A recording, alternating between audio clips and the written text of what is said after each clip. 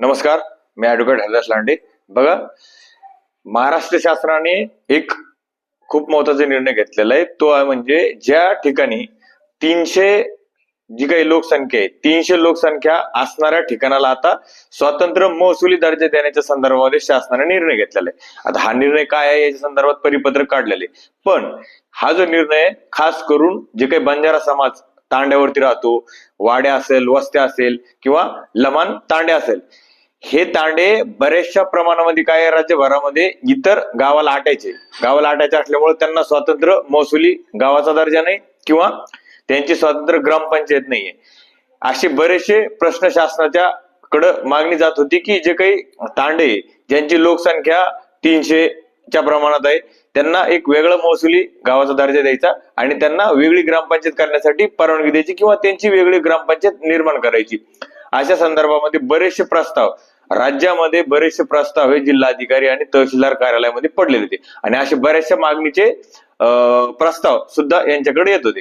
याच दृष्टिकोनातून शासनाने काय केलेलं आहे, आता महत्वाचा निर्णय घेतलेला आहे आणि हे जे काही 300 लोकसंख्या वस्ती असेल, जी काही तांड्याची वस्ती असेल किंवा वाडी असतील, वस्ती असेल, या सगळ्या वाड्या आणि वस्त्यांना 300 लोकसंख्या जर असेल तर आता त्यांना एक स्वतंत्र महसुली दर्जा देण्याच्या संदर्भामध्ये शासनाने निर्णय घेतलेला आहे. त्याचं परिपत्रक सुद्धा अवर सचिव यांनी काढलेले. म्हणजे थोडक्यामध्ये ज्या ठिकाणची ज्या तांड्याची लोकसंख्या ही 300 किंवा त्याच्यापेक्षा जास्त असेल असे तांडे आता एक स्वतंत्र महसुली गाव म्हणून नोंदणी होणार आहे. त्याचं स्वतंत्र एक महसुली गावाची त्याला ओळख मिळणार आहे. आता महसुली गाव म्हणजे काय, तर महसुली गाव म्हणजे त्याला एक स्वतंत्र गावाचा दर्जा मिळालेला असतो आणि या संदर्भात जर महसुली गावाचा दर्जा मिळाला तर त्यानंतरचा टप्पा म्हणजे त्याला स्वतंत्र ग्रामपंचायतचा दर्जा सुद्धा मिळणार काही दिवसामध्ये किंवा त्याची जर लोकसंख्या जर भरत असेल तर त्या संदर्भामध्ये. ही खूप महत्वाचा शासनचा निर्णय आहे. हे शासन निर्णय काय आहे, त्याचं परिपत्रक काय, त्या परिपत्रकामध्ये काय काय गोष्टी दिलेल्या आहे याची सविस्तर मी तुम्हाला माहिती सांगणार आहे. जसं जसं मी परिपत्रक वाचेल तसं त्याचं स्पष्टीकरण सुद्धा त्याच्यासोबत मी देत जाईल. हे जे परिपत्रक आहे महाराष्ट्र शासनाचं 18 फेब्रुवारी 2026 परिपत्रक आहे, जे की तुम्ही तुमच्या स्क्रीनवरती बघू शकता. हे काढलेले सगळे विभागीय आयुक्त, सगळ्या विभागीय आयुक्तांना काढलेले. विषय काय बघा, विषय तांड्यांना महसुली गाव दर्जा देण्याबाबत विशेष मोहीम. ही तांड्यांना महसुली दर्जा देण्यासंदर्भात विशेष मोहीम आहे. त्याच्यानंतर काय, तपशीलवार अहवाल सादर करण्याबाबत. संदर्भ काय, संदर्भ काय 1976चा एक शासन निर्णय आणि आता अलीकडचे ग्रामविकास विभागाचा एक शासन निर्णय 23 फेब्रुवारी 2024.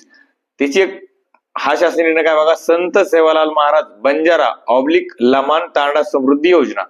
ही योजना या संदर्भामध्ये याच्यामध्ये या गोष्टी सविस्तर दिलेल्या आहे. याचा संदर्भ घेऊन हे परिपत्रक महाराष्ट्र राज्याच्या अवर सचिव यांनी काढलेले. त्याच्यामध्ये काय बघा, मी परिपत्रक वाचतो, त्याचं स्पष्टीकरण सुद्धा देतो. माननीय मंत्री महसूल महोदयांनी वरील संदर्भानुसार तांड्यांना महसुली गावाचा दर्जा देण्याबाबत विशेष मोहीम राबविण्याचे निर्देश दिलेले आहेत. महसूल मंत्री साहेबांना या संदर्भात निर्देश दिलेले.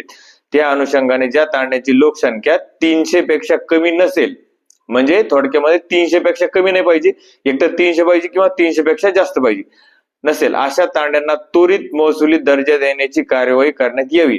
म्हणजे स्पष्ट आदेश दिलेले आहे की ज्या तांड्याची लोकसंख्या ही 300 आहे अशा सगळ्या तांड्यांना महसुली दर्जा द्यायचा आहे, वेगळ्या गावाचा दर्जा त्याला द्यायचा आहे या संदर्भात. तसेच खालील मुद्द्यांचा तपशीलवार अहवाल आपल्या स्वयंस्पष्ट अभिप्रायासह शासनास तात्काळ सादर करावा. आता खालचा अहवाल कशा संदर्भात द्यायचा ते पण बघा.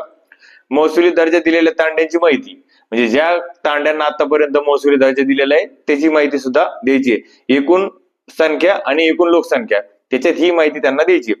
महसुली दर्जा देण्याचे प्रलंबित असलेले तांडे, म्हणजे ज्या तांड्यांना अद्यापपर्यंत महसुली दर्जा मिळालेला नाही किंवा जे महसुली दर्जाच्या प्रक्रियेमध्ये अशा तांड्यांची सुद्धा माहिती द्यायची. त्याच्यामध्ये बघा कोणते तांडे द्यायचे, लोकसंख्या 300 पेक्षा कमी किंवा इतर कारणासह ज्यांना महसुली दर्जा देताना अडचणी येत आहेत.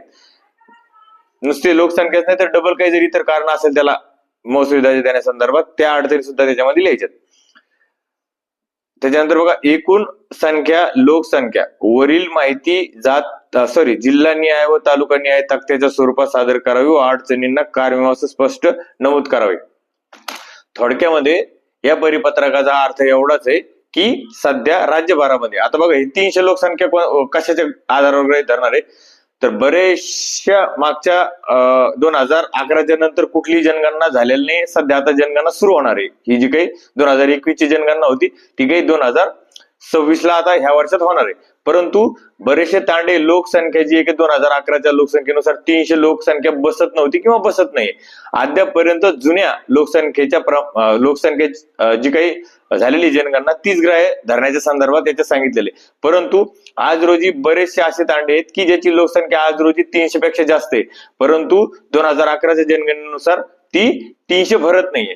त्याच्यामुळं याच्या गोष्टीचा सुद्धा याच्यामध्ये विचार करायला पाहिजे की सद्यस्थितीची ह्या वर्षीची लोकसंख्या त्यांनी गृहीत धरून ज्या तांड्यांची लोकसंख्या 300 त्याच्यापेक्षा जास्त आहे त्यांना महसुली दर्जा मिळायला पाहिजे आणि त्याच्या संदर्भात हे परिपत्रक आहे, महसुली दर्जा त्यांना मिळणार आहे.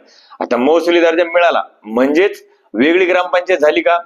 तर सगळ्यात महत्वाची गोष्ट बघा, ग्रामपंचायत निर्माण करण्यासाठी अगोदर ग्रामपंचायतचा वेगळा कायदा आहे आणि महसुली दर्जा देण्याच्या संदर्भात वेगळा महसूल कायदा आहे.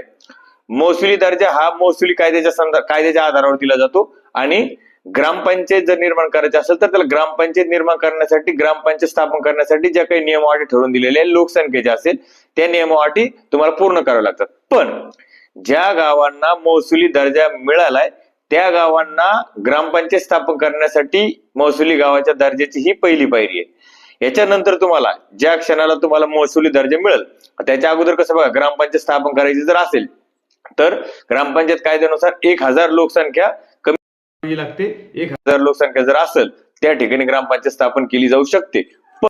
नंतर शासनाच्या संदर्भामध्ये काही जे काही तांडे असेल, लमाण वस्ती असेल, बंजारा समाज या ठिकाणी वाड्या वस्त्यावर राहत असेल याच्या ठिकाणी ही लोकसंख्येची अट थोडी कमी केलेली आहे. त्या ठिकाणी 700 लोकसंख्या ज्या ठिकाणी असेल तांड्याच्या ठिकाणी, तर अशा ठिकाणी सुद्धा ग्रामपंचायत स्थापन केली जाऊ शकते. जर ह्या अटीमध्ये हे जर महसुली गाव बसत असेल तर मात्र ज्या ठिकाणी महसुली दर्जा मिळाला त्या ठिकाणी लवकरच नवीन ग्रामपंचायत स्थापन करण्याचा दर्जा सुद्धा मिळू शकतो. परंतु सद्यस्थितीमध्ये महसुली दर्जा प्राप्त करून घेणं हे सगळ्यात महत्वाचं काम आहे. महसुली दर्जा प्राप्त झाला म्हणजे नवीन ग्रामपंचायत स्थापन करण्याचा एक टप्पा तुमचा पूर्ण झाला असं म्हणायला हरकत नाही. त्याच्यानंतर पुढला प्रस्ताव जो राहील तो ग्रामपंचायत स्थापन करण्याच्या संदर्भात राहील. हे या परिपत्रकाच्या माध्यमातून सांगायचं होतं. सध्या बघा महाराष्ट्रामध्ये जवळपास 43,000 गाव आहेत आणि 36,000च्या आसपास महसुली गाव आहे आणि याच्या 36,000च्या महसुली गावामधून 27-28,000च्या आसपास ग्रामपंचायती. म्हणजे ज्या गावांना अद्याप जे काही 8-9 हजार गाव आहेत ज्या गावांना महसुली दर्जा तर मिळालेला आहे परंतु त्यांना अद्यापपर्यंत ग्रामपंचायतचा दर्जा मिळालेला नाही, कारण की त्या ठिकाणची लोकसंख्येची अट पूर्ण होत नाही. त्याच्यामुळे हे जे महसुली गाव आहे हे गट ग्रामपंचायतच्या स्वरूपामध्ये इतर ग्रामपंचायतला अटॅच करण्यात आलेले आहेत आणि इतर ग्रामपंचायतच्या भलेही महसुली गाव वेगवेगळे परंतु ग्रामपंचायत मात्र गट ग्रामपंचायत म्हणून आज रोजी त्या ठिकाणच्या निवडणुका होत आहेत. जर अशा पद्धतीनं तुमच्या जर कुठल्याही तांड्यावरती लोकसंख्या जर 300 असेल आणि 300 पेक्षा जास्त भरत असेल तर तुम्ही या संदर्भामध्ये त्याचा फॉलोअप घेऊन तुमच्या तांड्याची महसुली नोंद करून घेणं आणि स्वतंत्र गावाचा दर्जा प्राप्त करून घेणं हे महत्वाची गोष्ट आहे. त्याच्यामुळं ही माहिती तुमच्यापर्यंत पोहोचवणं गरजेची होती. एक चांगला शासनाचा निर्णय शासनाने घेतलेला आहे, कारण की बऱ्याचशा प्रमाणामध्ये निवडणुका झाल्याच्या नंतर तांड्याकडे दुर्लक्ष केलं जातं. त्याच्यामुळे जर महसुली गावाचा दर्जा मिळाला आणि त्यांना जर सेपरेट ग्रामपंचायत मिळाली तर त्यांचा विकास ते स्वतः करू शकतात. आलेला पैसा हे त्यांच्या तांड्यासाठी वस्त्यासाठी खर्च करू शकतात. या संदर्भामध्ये हे शासनाने महत्वाचा निर्णय घेतलेला आहे. धन्यवाद.